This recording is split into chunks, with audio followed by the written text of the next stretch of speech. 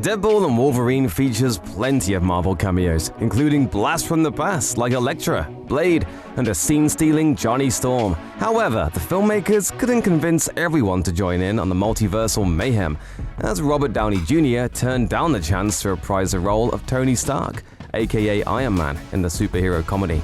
While speaking to IndieWire, Deadpool and Wolverine co-writers Rhett Reese and Paul Wernick revealed that they wanted the actor to do a cameo.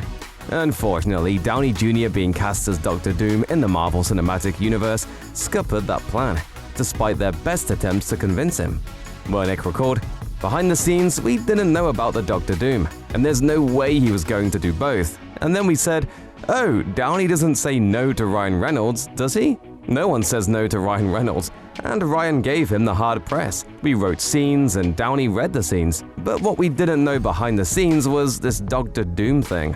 Iron Man's emotional swan song in Avengers Endgame probably shouldn't be messed with, though it's worth noting that Deadpool and Wolverine opens with Logan's grave being desecrated, proving that the movie doesn't care about respecting dead superheroes. That said, Tony Stark's big comeback wouldn't have involved any grave robbing, as the plan was to reunite him with an old friend. Deadpool and Wolverine sees Happy Hogan interview the Merc with a Mouth about joining the Avengers. Deadpool tries to convince Tony Stark's right-hand man that he's a good fit for the superhero team, but he's unsuccessful as he wants to join for self-centered reasons.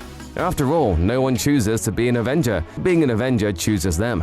It's an entertaining scene, but the original plan was to have Stark and Hogan interact with Reynolds' snarky antihero.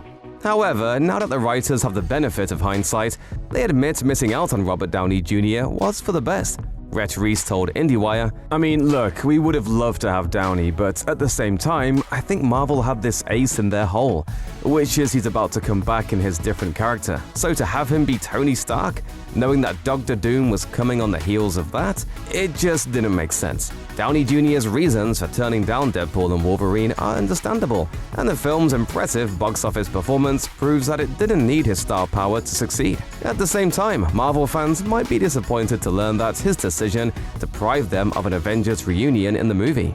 Deadpool and Wolverine lambast the Marvel Cinematic Universe, especially when it comes to the franchise's obsession with multiversal madness.